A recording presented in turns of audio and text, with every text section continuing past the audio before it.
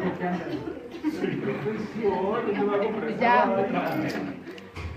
Ah, ya estamos. Ah, listo.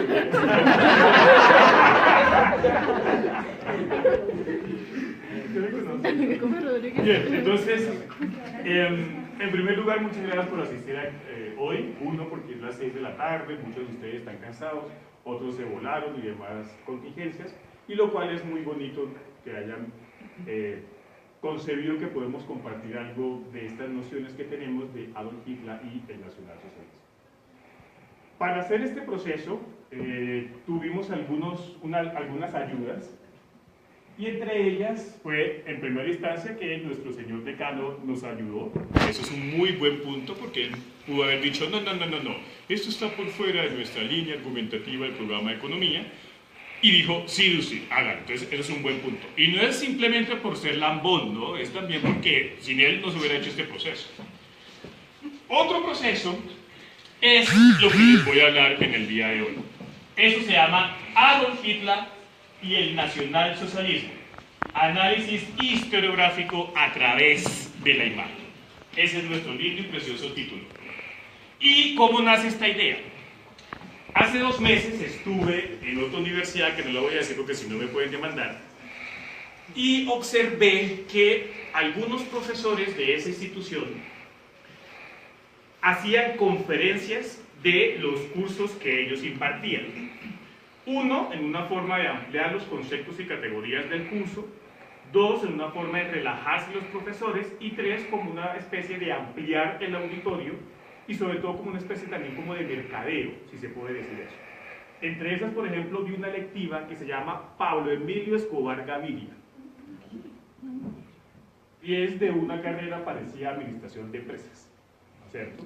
Entonces, ¿qué hacía el profesor? Tomaba todos los conceptos y categorías de administración y demostraba cómo un personaje de estos, nefasto desde algunas perspectivas, era capaz de generar estrategias de administración de empresas para posicionar el mercado de la cocaína.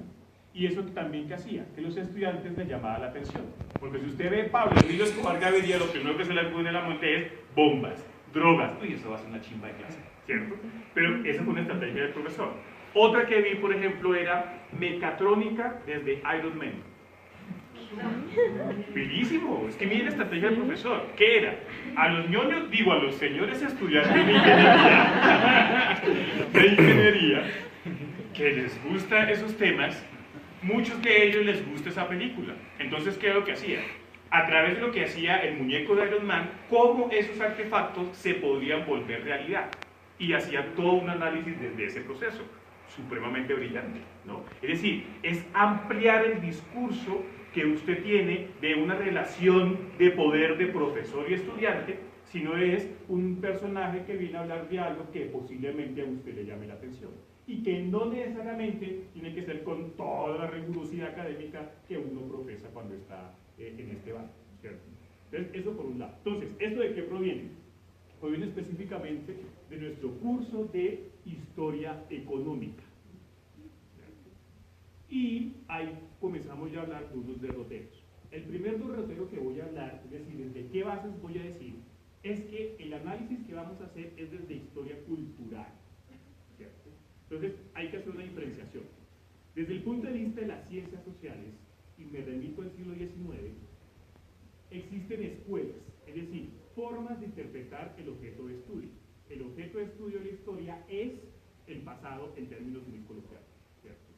Pero esa interpretación del objeto de estudio tiene formas de interpretarse a través del tiempo o a través de pensadores, que es lo que denominamos escuelas. Así como en la economía existe neoclásica, clásica, keynesianos y bla, en la historia también existen escuelas. Una de ellas es la historia económica, que es lo que vemos nosotros en el curso, que es desde el crecimiento y desarrollo económico de las civilizaciones. Lo que vamos a ver es historia cultural, y específicamente desde autor Peter Buch.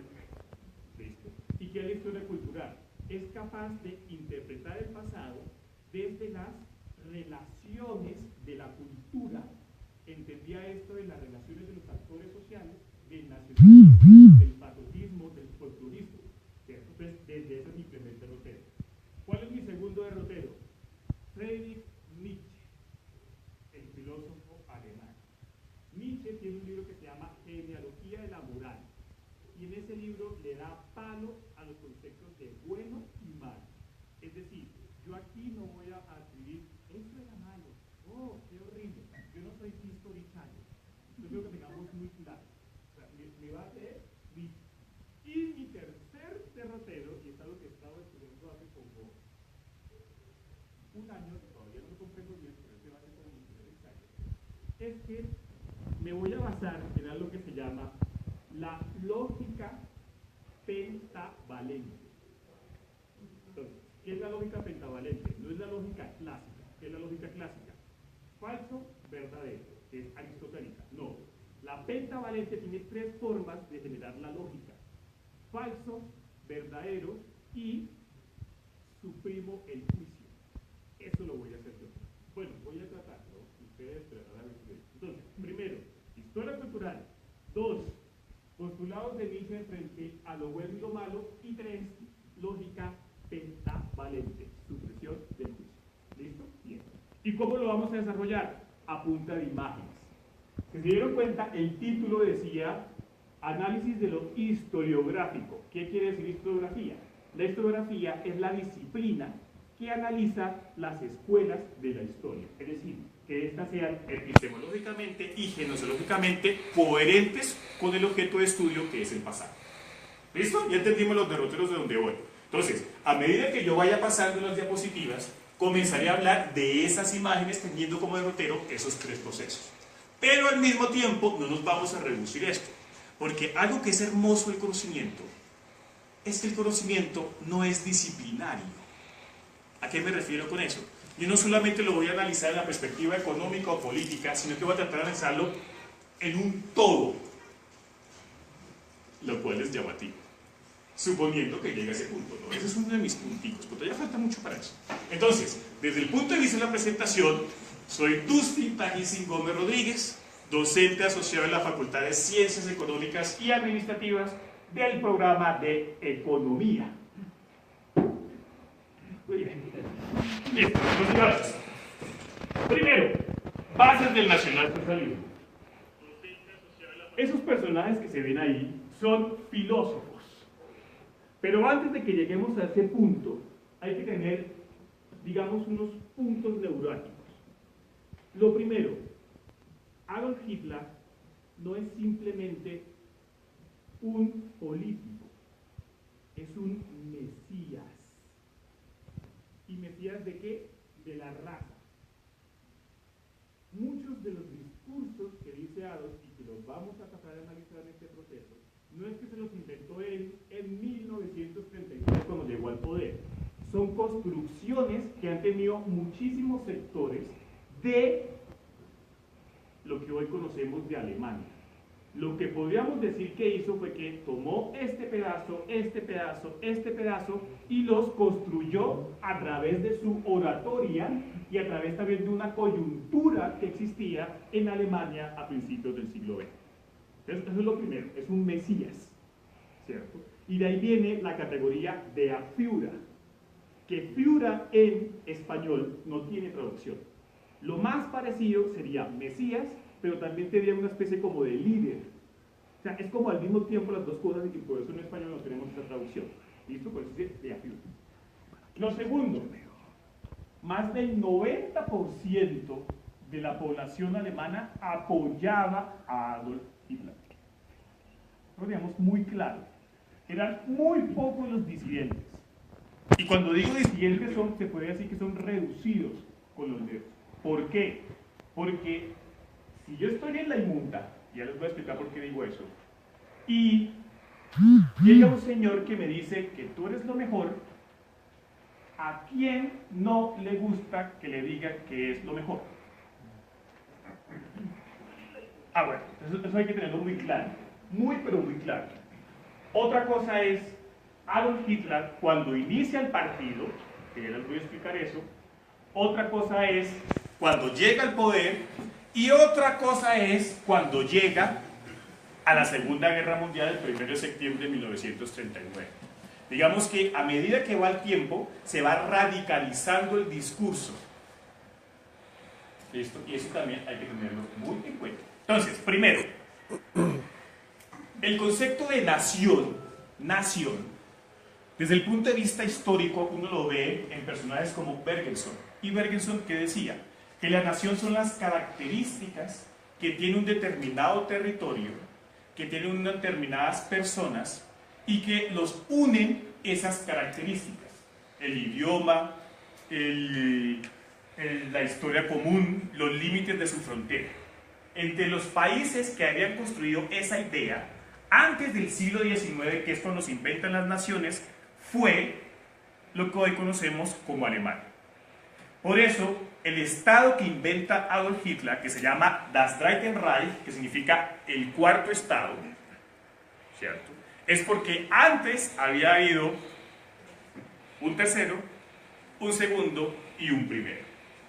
El primer Reich se hizo en el año 9 después de Cristo, específicamente con Otón el Grande, que fue cuando hizo la primera unificación de lo que él consideraba Alemania. El segundo Reich lo hace Otto von Bismarck, siglo XIX. Y el tercero, Das Dritte, lo dije mal, no eran 4, eran 3, Das Dritte lo hace Adolf Hitler. ¿Sí ve? Ese concepto ya está hecho a través de la cultura de lo que hoy denominamos Alemania. ¿Y por qué digo así? Porque es que antes del siglo XIX no existía el concepto de nación. Eso es un invento burgués, en una forma de dejar a un lado el feudalismo, que acuérdense que eran reinos, que no existía ese concepto de, ay, tú eres igual a mí. No, no, no. Tú eres igual a mí por una jerarquización del feudalismo, más no porque nos consideremos iguales por haber nacido aquí, por tener la misma cultura, bla, bla, bla, bla. Entonces, eso es lo primero. Lo segundo, el nacionalsocialismo tiene bases filosóficas que pueden ser erróneas, según como usted los vea, o al mismo tiempo pueden ser afirmativas para lo que ellos necesitan. Entre los discursos de filósofos se encuentra, por ejemplo, este señor, Fichte.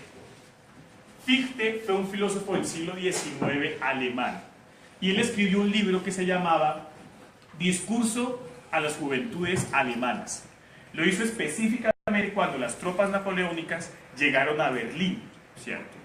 En ese libro uno encuentra muchos matices que va a utilizar después Adolf Hitler y su partido para enarbolar la juventud y sobre todo para generar lo que en otros términos se va a llamar Völkisch.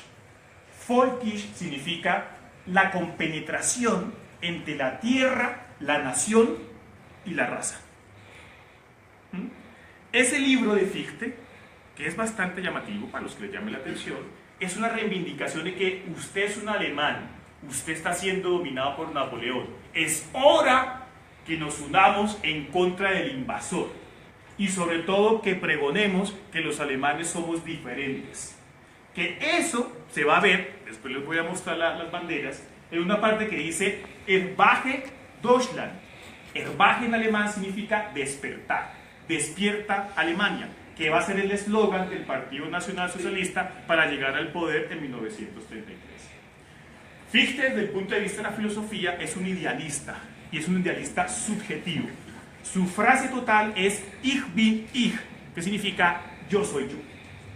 2. Papá Hegel, Friedrich Hegel. Este loco también es idealista. Acuérdense que el idealismo es una corriente que establece que primero son las ideas antes que la materia, ¿cierto? Digamos que los primeros idealistas fue, por ejemplo, Platón. ¿Se acuerdan? Platón, ideas innatas. Bueno, entre esos está Papa Hegel, también en el siglo XIX, y Hegel hablaba del espíritu absoluto. ¿Y qué era el espíritu absoluto desde el punto de vista de una sociedad? Según Hegel, las civilizaciones, a medida que pasaba el tiempo, iban generando como unas especies de progresos. Y el último paso era ser una sociedad civilizada. Y según Hegel, la única sociedad civilizada del siglo XIX era Alemania. Entonces, el espíritu absoluto estaba en los alemanes, según este personaje, y que toma el nacionalsocialismo. Tercero, Nietzsche, nada de Nietzsche, Nietzsche, Friedrich Nietzsche, papá Nietzsche.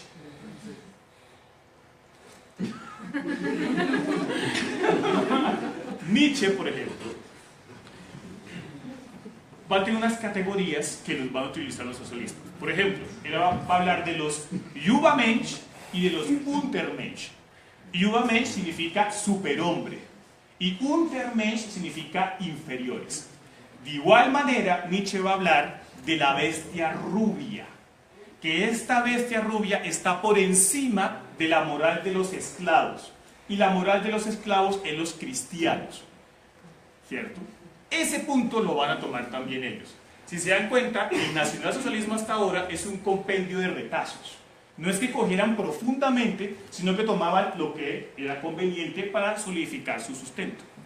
Cuarto, ¿alguien sabe francés? Sí. A ver que sí, estamos transmitiendo en vivo. Sí, tú. Bien. Este señor se escribe Gobineau. No sé francés, así que disculpe. Pero pues, La Real Académica Española dice, usted no sabe, dígalo en español, es su idioma, yo no sé francés, así que no voy a quitarle la legitimidad.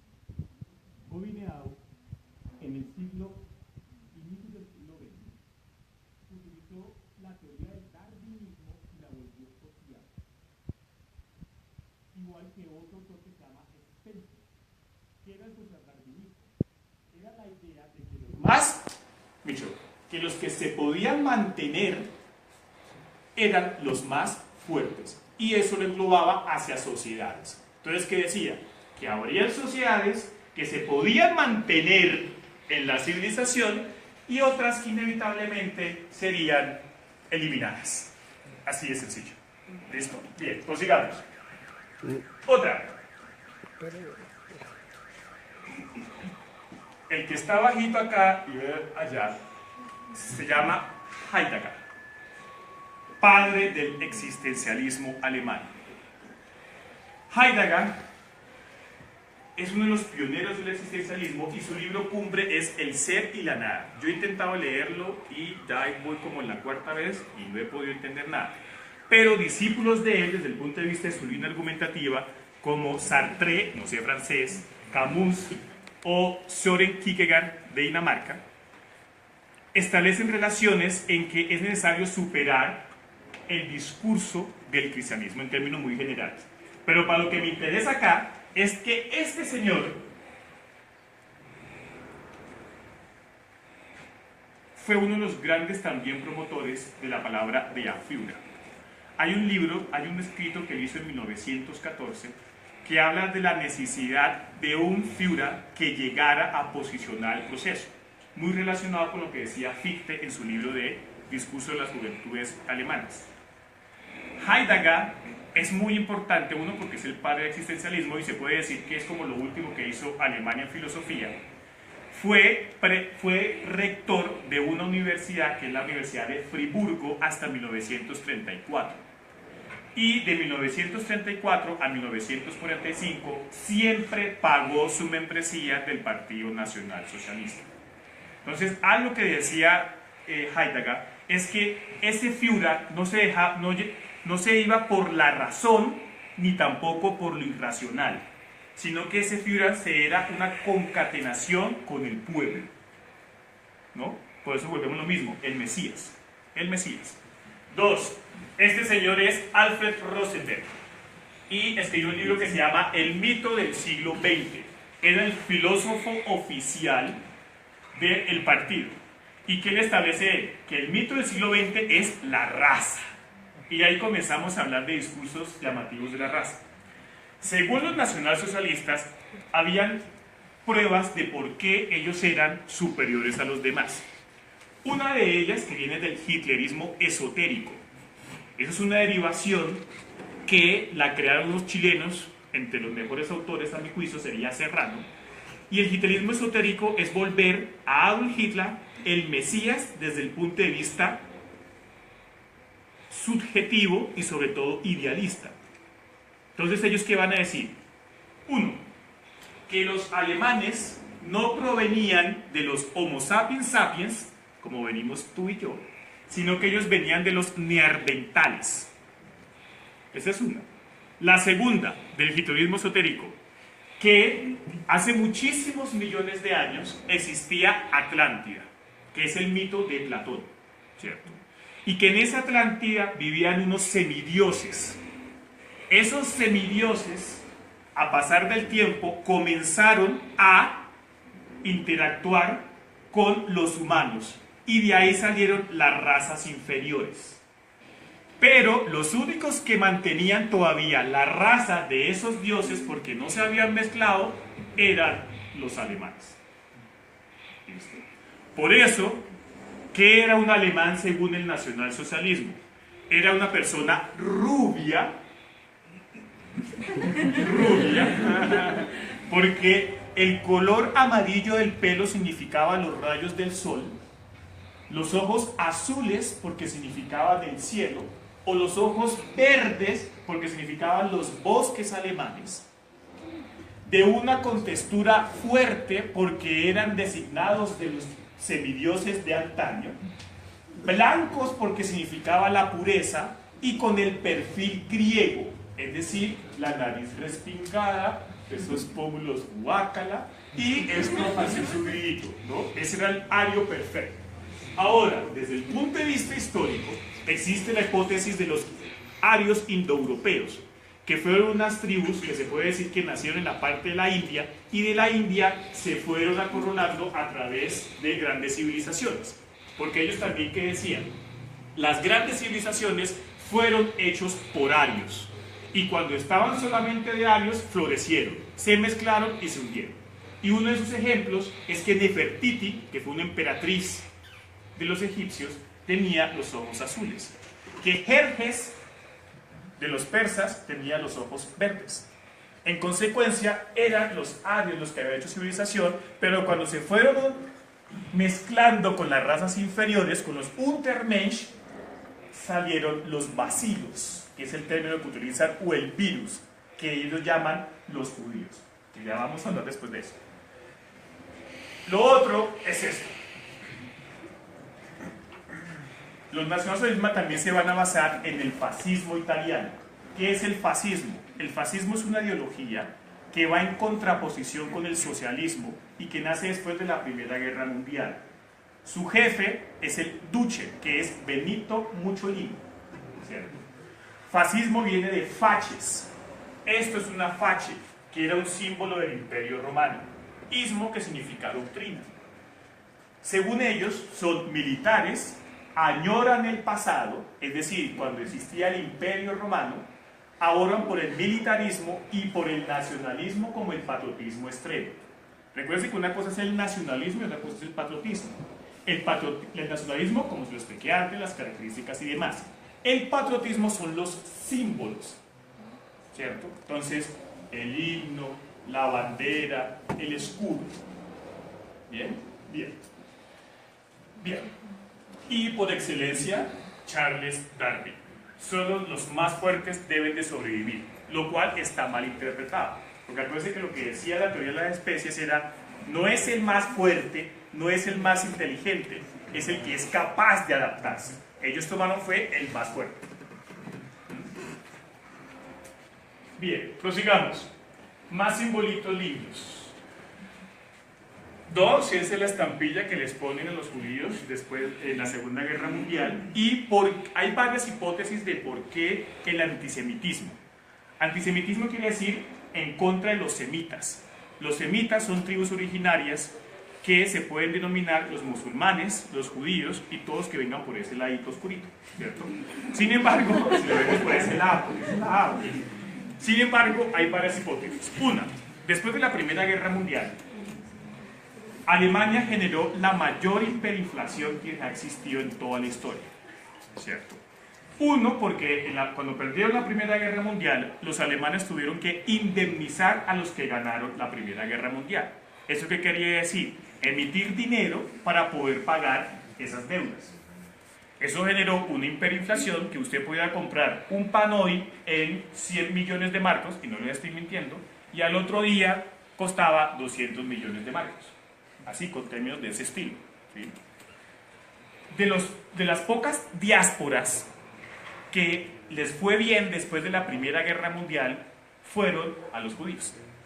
Entonces, uno de los chivos expiatorios que utilizó el nacionalsocialismo era, mientras que tus hijos iban al frente y morían, los hijos de los judíos se quedaban a cargo y generaban revoluciones. Esa es una. Otra, el enemigo acérrimo del nacionalsocialismo son los comunistas. Y en el siglo XX, muchos de los líderes comunistas eran de descendencia judía. Rosa Luxemburgo, Marx, Lenin, Trotsky. Eso también ayudaba. 3. Hay estudios, por ejemplo, de psicología cognitiva que dice que Adolf, cuando se murió su mamá, que era Clara Hitler, el médico era judío y extrapoló: el judío mató a mi mamá, el judío mató a mi mamá, en consecuencia, eso. Si se dan cuenta, son varias hipótesis. La otra, no pueden existir dos pueblos elegidos. O yo, que represento, vuelvo y repito, el rubio que es el sol, mis ojos azules que es el cielo y demás, a ellos que provienen de el desierto. Si yo provengo del desierto, determinadamente, según ellos, no puedo generar cultura. Son unos parásitos de la sociedad que generan engendros como el comunismo, que habla de que todos tenemos que ser internacionales, que no hay una patria, que no hay una nación, sino que levantados proletarios, ¿cierto? 3. No más. Eso por un lado, o sea, son varias hipótesis, no hay ninguna exacta, ¿no? Por ejemplo, hay estudios desde el punto de vista económico que decían que el capital financiero fue construido por los judíos cuando la Iglesia Católica no los dejaba generar bancos a los demás en virtud que consideraba la usura como un pecado. Entonces, que ellos generaron capital desde el siglo XV, XVI, XVII, que eran los únicos que podían generar ese proceso, y cuando llegan al siglo XX generan especulación, mientras que el alemán se mataba en la tierra, porque acuérdense el término, Volkisch, es decir, tierra, sangre, nación. ¿Listo? Bien. Otro punto es la Primera Guerra Mundial. La Primera Guerra Mundial desequilibra lo que hoy denominamos los imperios, ¿cierto? Antes de 1918 existía el Imperio Otomano, que es lo que denominamos Turquía, existía el Imperio Austrohúngaro, que es lo que denominamos Austria, Hungría, República Checa, bueno, todos los Balcanes, existía el Imperio Alemán y existía el Imperio Inglés. Cuando se acaba la Primera Guerra Mundial, segmentan muchos pedazos de Alemania porque pierde, se acaba el Imperio Austrohúngaro y mucha de su tierra se va a los lejanos. Por eso es necesario de hacer el Das Dritte Reich, es decir, el tercer estado donde acobijemos a todos los de la raza aria y generemos un gran estado fuerte, porque muchos lo dislocaron. De igual manera, muchos de los discursos del hitlerismo se ven desde la perspectiva de la Primera Guerra Mundial. ¿Por qué? Porque la Primera Guerra Mundial generó miseria y es la primera guerra desde el punto de vista de la revolución industrial. Es decir, que había empresas que jugaban a la eficiencia y la eficacia y que utilizaban los términos del taylorismo para generar una mayor producción bélica. Es decir, empresas hechas sencillamente para matar gente, donde se ve que la ciencia utiliza el conocimiento para eliminarte. Eso queda en la cabeza. Por ejemplo, en la Primera Guerra Mundial, por primera vez se utilizan las guerras químicas. Y la guerra química, el primero que lo utilizó fue Papá Alemania, ¿cierto? Con sus químicos. Y uno de los miedos que va a utilizar Adolf Hitler en la Segunda Guerra Mundial, y por eso en la Segunda Guerra Mundial no hay ninguna confrontación con guerras químicas, es por ese proceso. Porque él en 1917 cae por un proceso químico, ¿cierto? Otro, él le dan la estrella, mentira, la estrella no, la cruz de Malta. La cruz de primera generación quiere decir que usted es muy bueno matando gente o es bueno siendo soldado, ¿cierto? Y él siempre la va a utilizar, ya vamos a ver las fotos para que se den cuenta, significando que yo soy un héroe de mi pueblo. ¿Listo? Ya. Otro, el concepto de la familia. Según Adolf y según los alemanes de esa época, Alemania tenía muy pocas personas. necesitaban tener más personas porque había que dominar el mundo, porque era la raza elegida. En consecuencia, si una mujer llegaba a tener 10 hijos, le daban la insignia de dimuta, que significa la mujer. La familia nacional socialista, ¿quién era?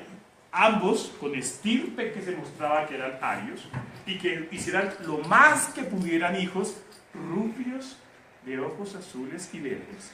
Los dañados había que eliminarlos.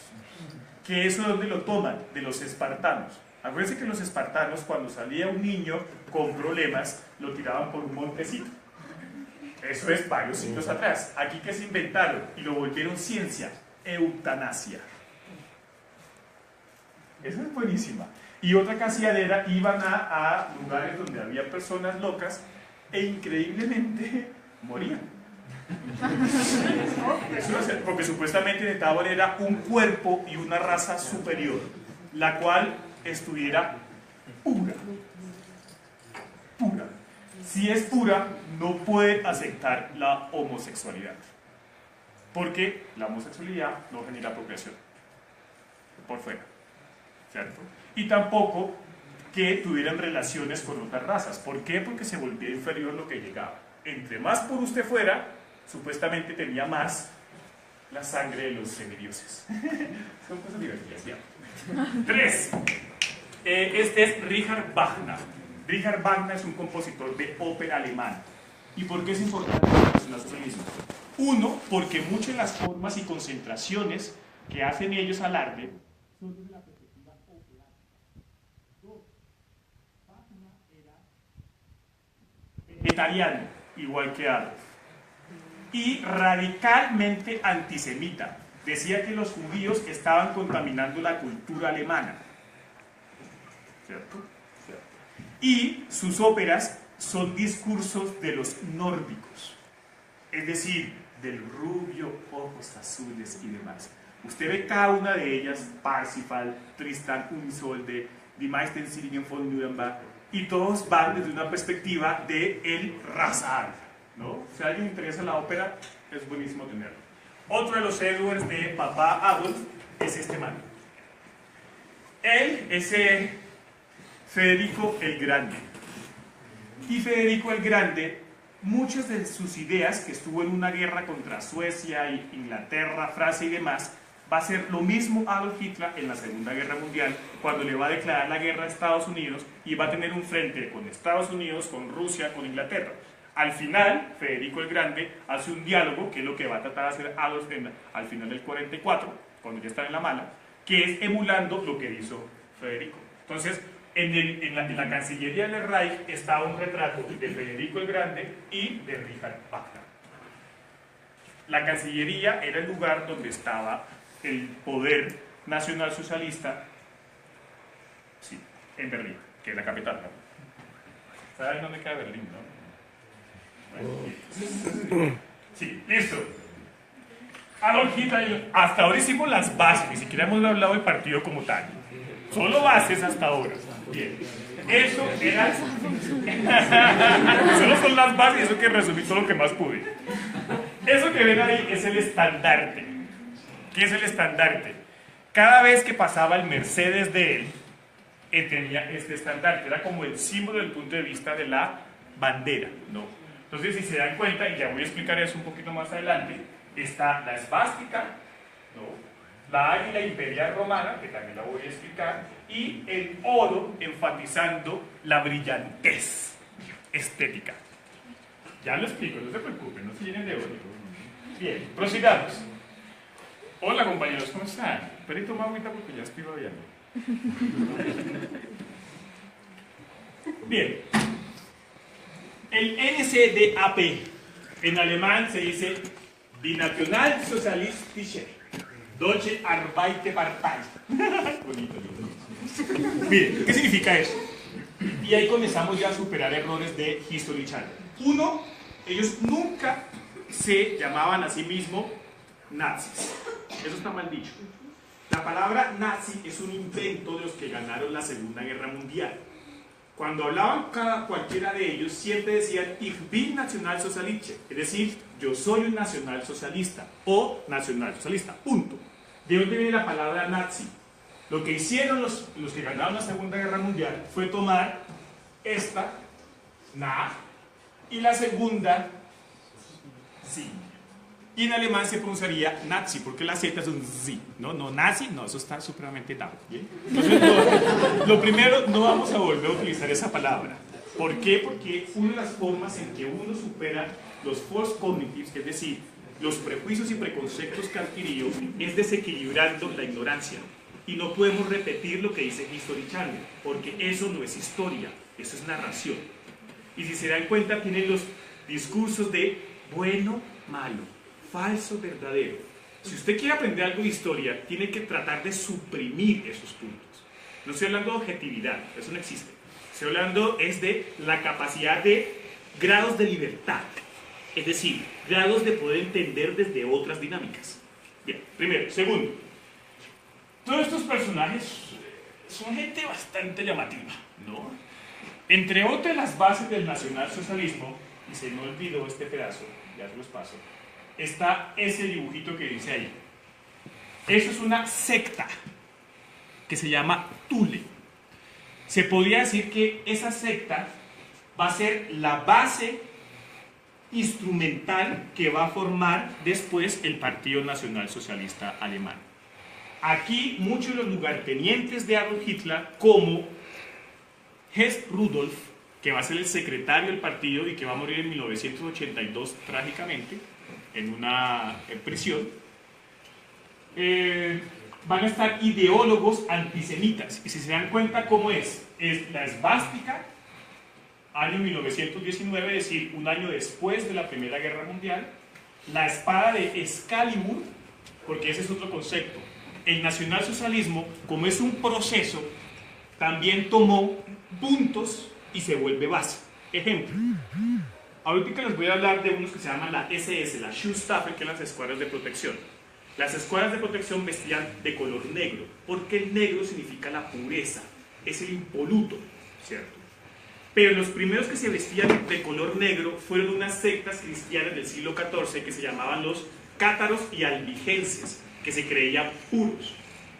Los nacionalsocialistas van a tomar ese concepto también de pureza, de oscuridad por del atuendo, y al mismo tiempo van a tomar ideas de los Illuminatis de Baviera del siglo XIX, que hablan de una Alemania fuerte. Pero al mismo tiempo van a utilizar el discurso y el mito de el rey Arturo. Acuérdense que el rey Arturo supuestamente era una especie como de Robin Hood, por decirlo así, que también es un mito, ¿no? Que habían 12, que va muy alusivo al cristianismo, los 12 apóstoles. Cuando hablemos de la SS, se van a dar cuenta que ellos también eran 12 y que había todo un proceso religioso de cómo alguien llegaba a ser mujer. Pero bueno, no llegamos a ello todavía. Pues digamos. Entonces, no. Esto es una imagen bastante bonita. Uno, porque es en la década de los 20, ¿no? Adolf Hitler, cuando sale la Primera Guerra Mundial, como cabo, uno de las reglas de acabar la Primera Guerra Mundial fue firmar a lo que se llamó el Tratado de Versalles. El Tratado de Versalles eran unos puntos en los que poca gente decía era que Alemania fue el que tuvo la culpa de la guerra, que tenía que indemnizarlos y otras características. Por ejemplo, que el ejército alemán solo podía tener 100.000 efectivos. Es decir, muchos de esos soldados los sacaron, ¿cierto? Sin embargo, Adolf se quedó en el ejército, pero como espías, en virtud que cuando se acaba la Primera Guerra Mundial, Alemania se vuelve democrática y se genera la República de Weimar, que es una ciudad que queda en Alemania. Cuando llega la democracia, específicamente es con el Partido Socialdemócrata, y ellos van a firmar ese tratado. En ese tratado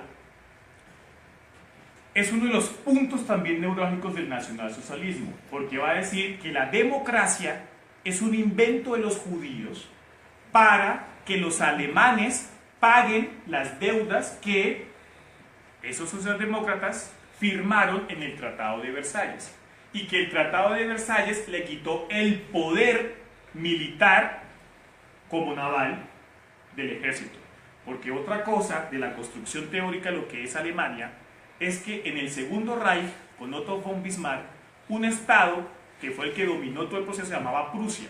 Y Prusia era más un estado militar que un estado político. Es una característica del nacionalsocialismo. Cuando llega Adolf Hitler al poder, la sociedad se vuelve militarizada. Pero no es porque él lo invente, es porque venía una historia del estado de Prusia. Que Prusia se podría decir que era una especie como de Antioquia, por decirlo así. ¿Sí? Una Antioquia, su capital es Medellín, pero allá sería Berlín. Entonces desde Antioquia comenzaron a unir a Cundinamarca, Boyacá, e hicieron el Segundo Reich. Por eso es que usted ve cualquier foto cuando llega al poder Adolf y todo el mundo tiene su pinta militar. Los bomberos, el médico, tiene algún concepto disciplinario.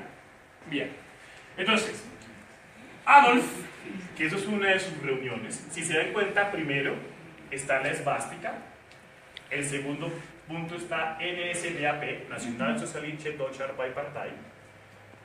Aquí dice Erwache, lo que les dije, y aquí dice Deutschland. Erwache significa despierta Alemania, ¿no? Sí, no más. Pero ¿cómo llega al poder? ¿Cómo llega al partido? Cuando lo vuelven espía, una de sus acciones es infiltrarse en un partido nuevo, en virtud que se volvieron demócratas, que se llama el Partido Obrero Alemán. Él ingresa ahí y sus reuniones eran en Múnich, a punta de cerveza. Llega ahí y el mito supuestamente es que comenzaron a hablar, y él informaba, no, ¿cierto? Llegaron, no sé, 2, 3 meses, no se dice exactamente bien, cuando de un momento a otro él se para en esa cervecería y comienza a hablar. Desde ahí, en Mein Kampf, que es su libro, que ya lo vamos a hablar, que significa mi lucha, dice, me di cuenta que sé hablar. Y desde ahí comienza el proceso que ya en la década de los 20 va a cambiar el Partido Obrero Alemán y lo convierte Partido Obrero Nacional Socialista Alemán. Nacionalismo porque quiere decir el Volkisch. Socialismo en el sentido en que tú eres mi igual siempre y cuando seas ario. No desde la perspectiva marxista de las clases. No. Por eso el odio contra ellos. Y porque es obrero, alemán y todo el cuento.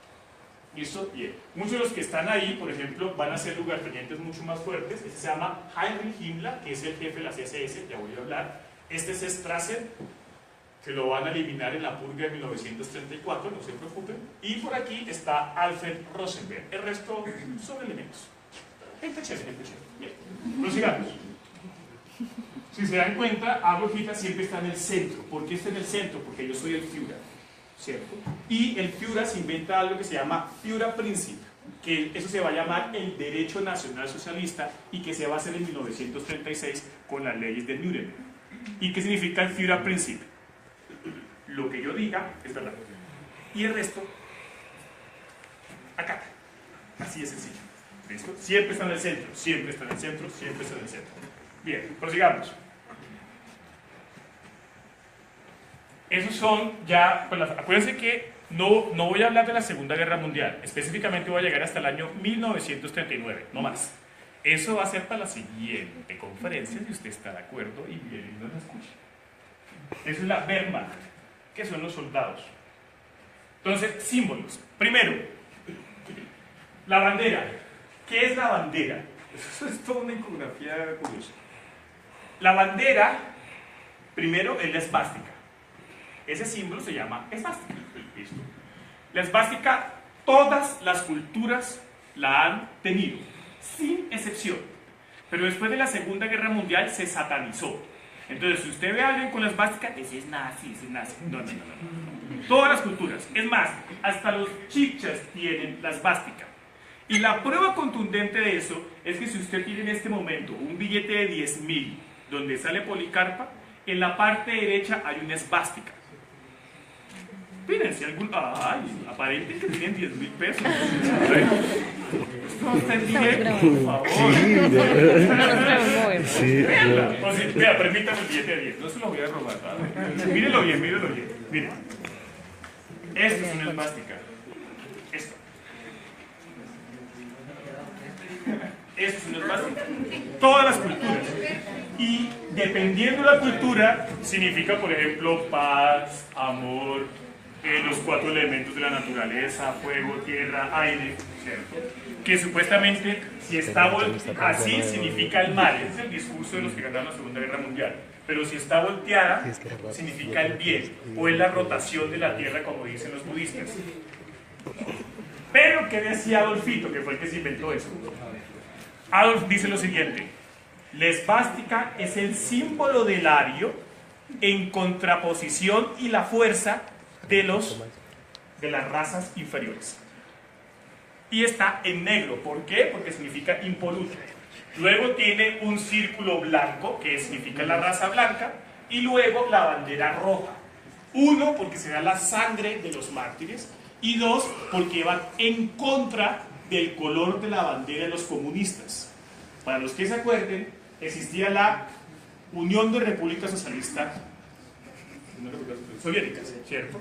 Y su bandera de color rojo, que significa también la sangre de los comunistas a nivel internacional, con unas estrellitas amarillas, que significan los soviets, y el símbolo del martillo, que son los proletarios, o la industria emergente, y la hoz, que es la agricultura. Entonces el rojo va en contraposición de. Y esta bandera es la bandera de la sangre, porque en 1923, Adolf, cuando ya dominaba su partido, se inventó un push.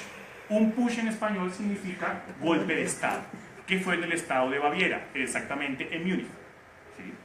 De ese push lo perdieron, les fue muy mal, hubieron unos mártires, y esa bandera se supone que cayó en la sangre de los mártires, y cada vez que había una reunión tomaban la bandera y tocaban las demás banderas, y la hacía Adolf Hitler. La sangre, ¿cierto?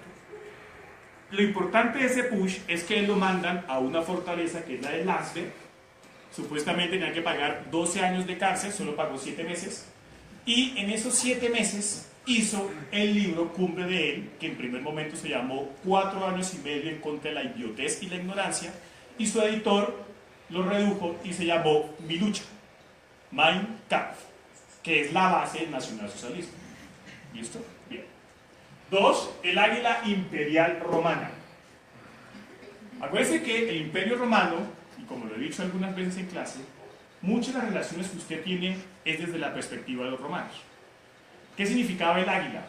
El águila, 1, siempre estaba así, abierta. ¿Qué significaba? Mis plumas acobijan al pueblo. ¿Listo? Mis garras y mi pico ataca al enemigo. Y mi mirada siempre está al horizonte, porque soy una sociedad que avanza. Cada vez que los legionarios romanos llegaban a otro lugar, siempre tenía que estar el águila imperial. Por eso, la gran mayoría de los escudos de la historia occidental son águilas. Por eso el escudo de Estados Unidos es un águila calva. Por eso el escudo de Colombia no es un águila, porque aquí no hay águilas, es un cóndor. Pero es la misma idea.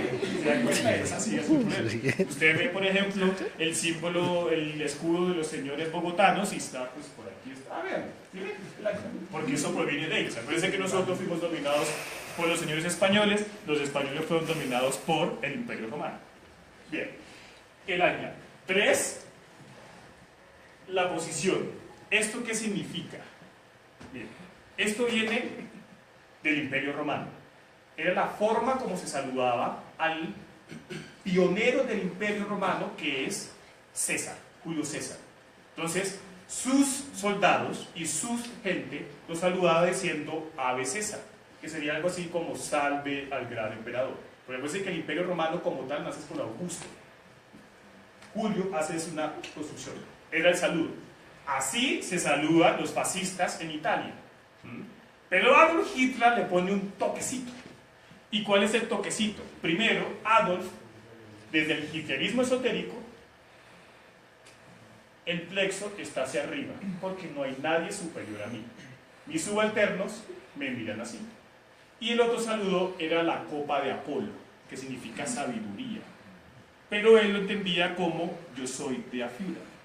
Entonces, el hitlerismo esotérico que decía que cuando él hacía así, como él era el mesías de la raza aria, él irrigaba energía a sus súbditos. y en consecuencia todos deberían también seguirlo. El saludo era oficial. Y unos que eran mucho más llamativos, como los de la SS, que ya voy a explicar, cuando saludaban, movían los tacones, que ese ya es un concepto militar, que es salve. Bien. Estos que están de cafecito fueron los primeros paramilitares, por decirlo así, del nacionalsocialismo, y se llamaban Sturmabteilung, o escuadrones marrones. Se dieron cuenta que cada vez que hablaba algún nacionalsocialista, venían sus enemigos acérrimos, que eran los comunistas, y volvían Chicuca donde estaban. Ellos fueron los primeros que protegieron esos procesos. O cuando desfilaban, tenían que mostrar que eran unos soldados disciplinados. ¿Listo? Este es un comandante, y eso específicamente también es en Nuremberg, específicamente en el año 1932. Y él es Lutze, que después fue eliminado, ya sabes. Bien, y el símbolo de la esvástica, ¿no? Aquí es el concepto nórdico. Entonces los vikingos, rubios y todo ese cuento blanco superior. Prosigamos. Esos son los SS o la Schutzstaffel, escuadras de protección. Esto específicamente es en 1936 y esta división se llama la Landstandarte. La Landstandarte eran los mejores de los mejores y se pueden decir que son los ejércitos ideológicos del nacionalsocialismo. Para usted poder ser un SS, primero tenía que probar que antes del siglo XVIII su familia nunca se había mezclado con otras razas inferiores. Segundo, tenía que medir 1,80 mínimo. Y tercero, la gran mayoría de los SS, por lo menos en esta época, era de la minoría selecta alemana. Es decir, la gente del dinero. No era el pobretón, no, eso eran los cafecitos. Esto era la gente de dinero, o sea, sus hijos los ponían para el Estado. Y esto fue diseñado, estos uniformes los diseñó Hugo Boss. Todos los uniformes del nacionalsocialismo fueron diseñados por Hugo Boss. Bien. Símbolos. Entonces, como pueden ver, la mujer alemana era la mujer pura, que no pensaba, si somos realistas, solamente engendraba hijos puros. El símbolo de las SS, que significa Schutzstaffel, y ese símbolo son runas. ¿Qué son runas? Es la escritura de los vikingos. Según la traducción, la S significa Siol, y Siol significa dador de vida. Su lema era Mein Ehre heißt Troja, que significa mi honor es la lealtad. Por eso, muchos de ellos, cuando se acaba la Segunda Guerra Mundial, se suicidan, porque si no está el Führer, ¿para qué vivimos? Es una obstinación perfecta. 3, el enemigo acérrimo, que son los judíos, porque supuestamente ellos son los que manejan el capital financiero en contra del trabajo. 2, están mezclando las razas, su raza inferior con la raza superior. Y eso sí dice, de ayuda nicht mit der Luga und stirbt mit der Wahrheit, que significa, los judíos hablan con la mentira y mueren con la verdad. Bien.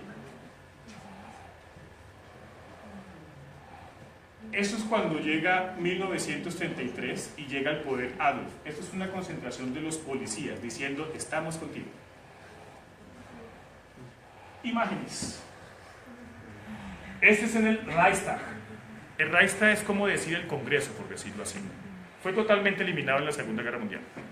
Ese que está ahí es Joseph Goebbels, ministro de propaganda. Joseph Goebbels es el que va a dar las bases de lo que usted cree que sabe de mercadotecnia y publicidad. ¿Por qué? Porque va a decir, entre más repitas una mentira, esta se volverá verdad. Las reuniones de estos personajes en promedio eran en la noche, porque en la noche usted ya está cansado y lo puede dominar mejor. Y siempre era operático. ¿A qué me refiero operático? Que hay una concentración de expresiones culturales, las cuales usted como individuo se siente insignificante, pero cuando se une se siente el todo. Ejemplo de eso, usted puede ser un bobito, ¿cierto? Y le gusta un equipo de fútbol. Y usted aquí es, no, sí, a mí me gusta algunos se zampones, millos, algunas de esas cosas, ¿sí? Pero usted llega allá y se une con todo ese chusmero y se siente, eso producía este proceso. Entonces, en primer lugar estaba la figura reinante, el segundo el símbolo, los soldados que lo establecían, que eran del mismo concepto, o sea, de la misma ideología, y toda una parafernalia donde cada uno de estos estandartes significaba un departamento o una ciudad. Como diciendo, por decir algo, están los de Medellín, están los de Bogotá, y así sucesivamente. ¿Listo? Bien. Otro, esto es en un teatro. Acuérdense que como le gustaba Wagner, se volvió Wagner supremamente popular con Adolfito. Y si se dan cuenta está su estandarte, Adolf Hitler, a los lados están los SS, que son sus guardaespaldas, y sus lugartenientes como tal. Aquí está en este lado Bormann, y al otro lado está Hess Rudolf. Esto es la industria. ¿No? Eso significa la industria. ¿Qué quiere decir eso? Que también el aparato productivo estaba de acuerdo con el discurso nacionalsocialista. Y si se dan cuenta, está toda la parafernalia, ¿no? Todos militarizados según lo conveniente. Esto es en 20 de abril de 1939. El 20 de abril nace Adolf Hitler y pasa toda la Wehrmacht, que son los soldados de infantería, la Luftwaffe, que son los soldados de avioncitos, y los navieros frente a él, mostrando frente a todos. Si se dan cuenta, yo estoy arriba y estoy con mi chaqueta parda, y en la parte derecha estoy con mi cruz ganada en la Primera Guerra Mundial y el chumero. Bien, esto es en Nuremberg, que es la ciudad ideológica, ¿no? Y que en la Segunda Guerra Mundial va a ser radicalmente eliminada. Y al mismo tiempo ahí van a ser los procesos de Nuremberg en 1946, que ahí van a coger algunos de los que sobrevivieron y los van o a ahorcar o prisión perpetua como Hess Rudolf, o 20 años de prisión en promedio, ¿no? Que de ahí nace el derecho internacional para los relacionistas y todo ese cuento. Esto es una concentración de agricultura. Entonces, si se dan cuenta, están los estandartes, que significa cada ciudad, está una primera línea de SS y una segunda línea de SS. Todas estas son mujeres alemanas y esta es la muchedumbre.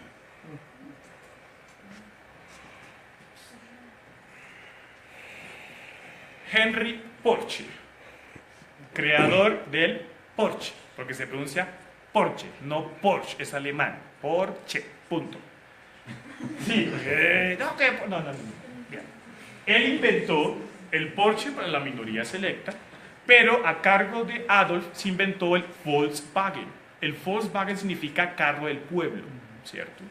¿Y por qué se llamaba el carro del pueblo? Porque el Volkswagen fue una emulación de el Ford T, que fue un invento de Ford, que también era antisemita y amigo de esta gente, que por primera vez la chusma pudo tener auto. Acuérdense que el auto a principios del siglo final del siglo XIX y principio del siglo XX era para una minoría selecta, no más, ¿cierto? Ford T lo que hizo fue hacerlo más económico y que mucha gente lo tuviera. Entonces Adolf, de cumpleaños, Henry Porsche le regaló el escarabajo. ¿Y por qué el escarabajo? Porque Adolf le dijo que quería que emulara a la naturaleza. Y el Volkswagen por eso tiene esas características. Cuando nació la marca Volkswagen tenía una esvástica, pero como todo se satanizó, a medida que fue pasando el tiempo se volvió V y la... Pues sí, carro del pueblo. Bien. Eso es una salida de la Wehrmacht. Si se dan cuenta la población, cómo apoyaba el discurso. Eso es Adolf Hitler como emisario de la raza aria. Aquí están los SS perfectamente disciplinados. Arriba el águila imperial, el estandarte, Adolf y su estandarte y sus soldados de pila. Esto es el 1 de septiembre de 1939, en el Reichstag, cuando declara la guerra a Estados Unidos. La democracia no existía, ¿no? Acuérdense que él fusionó todo y lo volvió el único partido del nacionalsocialista alemán. Simplemente eso era como, yo digo esto, sí señor, ya, ¿no? Era no tanto el debate, no, eso no existía. Y si ven la águila imperial como siempre. Esto es en Nuremberg, De las pocas cosas que todavía quedan en Alemania es esto, no, claramente no la esvástica, ¿no? Pero sí este monumento todavía existe. Y ahí uno ve a los chinos montando tabla. Porque es monumental, es un cemento, yo creo que posiblemente no lo han roto. ¿No? Adolf hablando, detrás de su símbolo. Otras concentraciones, las concentraciones de los niños, porque algo que también se inventaron ellos, bueno, no ellos, eso fue más bien la Iglesia Católica con los pajecitos y todo ese cuento, es que dividieron a las juventudes y se llamaron juventudes hitlerianas. A determinadas edades tú tenías que participar en procesos del Estado. Entonces, de 0, no mentiras, como de 7 a 12 estaban en no sé qué, de 12 a no sé cuánto, no sé qué, y se suponía que ellos iban a reemplazar a los futuros SS que iban a dominar el planeta en virtud de que ellos eran las ramas superiores. Y esto es una concentración que se hizo en 1938. Adolf con Heinrich Himmler, Adolf con Chamberlain. Chamberlain fue con el que firmó el Tratado de Múnich de 1938 y era el primer ministro inglés. Que los ingleses dijeron, uy, nos salvamos de la guerra. No, al siguiente año el bombardeo y después no. El estandarte, en el hitlerismo esotérico lo llaman ahí el lobo estepario, porque estaba por fuera de y se perfilaba como un héroe, ¿no? Adolf con la juventud hitleriana, en este caso una niña, porque todos estaban amalgamados hacia ese proceso. Adolf y la niñez, son muy pocas las que están con la niñez, y muchas de las fotos que uno encuentra es evidente que él es común. Pero claramente para mostrar que, como el tío Adolf, ¿no? Yo le decía al tío Adolf, en serio, bien. Este es de 1926 y está con la típica indumentaria bávara, ¿no? Mostrando su folkish, ¿no? Eso es una foto que a mí me parece genial, porque es todo, son como unas 15 fotos, porque algo que hacía Adolf para la oratoria es que emulaba y veía teatro. Entonces tenía su propio fotógrafo y él comenzaba a hacer poses y le tomaban la foto. Como él la veía, hacía lo mismo cuando hablaba. Entonces habían palabras, por ejemplo, el Reich alemán, que siempre hacía el mismo proceso, el Reich alemán, ¿cierto? Acuérdense que uno con la mano puede mover las masas, ¿cierto? Por eso, o diciendo los enemigos del Reich. Entonces hay una frase, él siempre, y comienza a ¿no? Entonces ahí son como 15 fotos y comienza, son solo poses, Bien, bien. Esto ahí está con Goebbels, y esto es en uno de los museos de Berlín, porque él estableció que existía el arte de la raza aria y el arte degenerado. Entonces el arte degenerado era el arte moderno, surrealismo, expresionismo, que decían que eso era vagabundería, que eso era de judíos, que el arte debía ser parecido al de los griegos antiguos, emulando a los grandes hombres. Entonces usted ve las pinturas de esa época que estaban amalgamadas por el Estado y salen siempre manes así todos viriles, todos grandotes. Sí, es muy griego, diría yo. Esto era una pancarta en la Segunda Guerra Mundial que dice Adolf Hitler ist der Sieg, que significa Adolf Hitler es la victoria. Era tal la devoción del pueblo alemán que cuando caían las bombas en la Segunda Guerra Mundial ponían un retrato de Adolf y le oraban. Porque esa es otra. Todas las religiones apoyaron a Adolf Hitler. Los católicos lo apoyaron, los protestantes lo apoyaron. Los únicos que se pusieron en contra del nacionalsocialismo fueron los testigos de Jehová. Y por eso Putin lo sacó hace poquito, ¿no? Sí. Porque es que son más radicales, o sea, son más radicales que y los nacionales son full radicales. Imagínense los señores de testigo de Jehová, ¿no? Hay oraciones que dicen, oh venerable Adolf, que llegaste a nuestra comunidad a bendecir. Unas vainas que uno queda, wow, qué guau.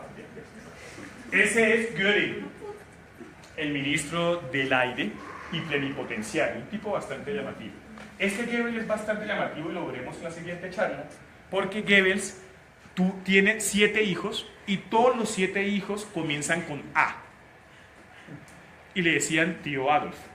Y él se suicida el 1 de mayo con su esposa, que es Magda Goebbels, y con sus 7 hijos, con ampolletas de cianuro. Porque decía, si no hay nacionalsocialismo, mis hijos, ¿cómo van a vivir? es la coherencia, ¿no? Claro, usted dice, oh, no, pero es otro punto de vista.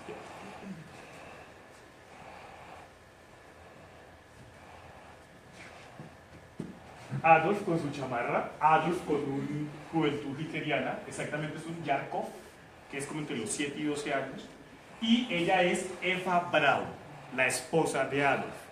Alemania nunca supo de ella, sino después lo que le dijeron los que ganaron la Segunda Guerra Mundial, y se casó con ella el 28 de abril de 1945, ¿cierto? El 30 de abril, según la historia oficial, se suicidó con ella y ambos consumieron una ampolleta de cianuro. Todos los fieles a Adolf, igual que la SS, tenían un diente partido. En ese diente partido metían la ampolleta de cianuro y si los cogían, pues, chaulín, ¿no? Pues, sí. Bien. Esa es su perra Blondie y los que están aquí, sino que no se ve, son unos Schnauzer, ¿no? Eva era una alemana de raza aria, según ellos, rubia, a mi juicio, y tratando de no ser peyorativo, estúpida, en el sentido que era todo lo que dijera Adolf es verdad, punto, todo, ¿no? Desde una perspectiva de mujer empoderada, ella no tenía eso, para nada, para nada, para nada, para nada, por algo intentó suicidarse y todo el cuento, pero desde la perspectiva del Führerprinzip, tenía que ser así. Adolf nunca se casó porque decía que se había casado con Alemania, nunca tuvo hijos porque decía que de un grande no se puede esperar que los hijos hagan algo interesante, porque siempre a los hijos los van a criticar diciendo, ¿y usted qué va a hacer? Y si usted mira la historia, díganme de un grande que un hijo haya valido la pena. Digamos, los hijos de Marx, no sirven para nada. De Stalin, para nada. Del emperador Carlomagno, vivió en el imperio, no sirven de nada. De los pocos que yo sé de historia es Filipo II de Macedonia, que su hijo fue Alejandro Magno, aunque lo odiaba con todo el alma, y... no más. Es que, o sea, ¿usted cómo puede...? no hay como... Sí, o sea, no nace... O de Einstein, los hijos de Einstein, ¿qué hicieron? ¿Alguien sabe los hijos de Einstein? No, nadie, no es nadie. Imagínate cómo va. Bien, listo, ya se ven cansados. Todavía falta muchísimo, pero eso fue un abrebocas. Listo. Entonces, el plan con esto es que usted ampliara sus conceptos y categorías, que tratara de superar History Channel, sobre todo. 2, que esto va a ser un ciclo de conferencias, es decir, el plan no es solamente que lo hagamos este semestre, sino que el siguiente semestre también lo voy a hacer de historia económica y, como les dije a los que estaban al principio, vamos a hacer un análisis de Adolf Hitler y Joseph Stalin, divergencias y convergencias en la Segunda Guerra Mundial. Entonces, ahí sí vamos a hablar de la Segunda Guerra Mundial, ¿no? Y también para superar discursos, por ejemplo, como el Holocausto. Yo soy de los que digo que el Holocausto nunca existió.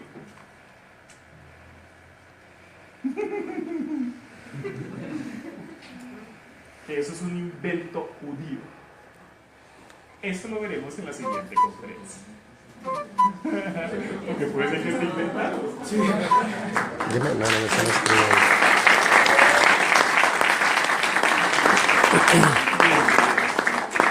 Y ya para terminar, ya no más, gracias.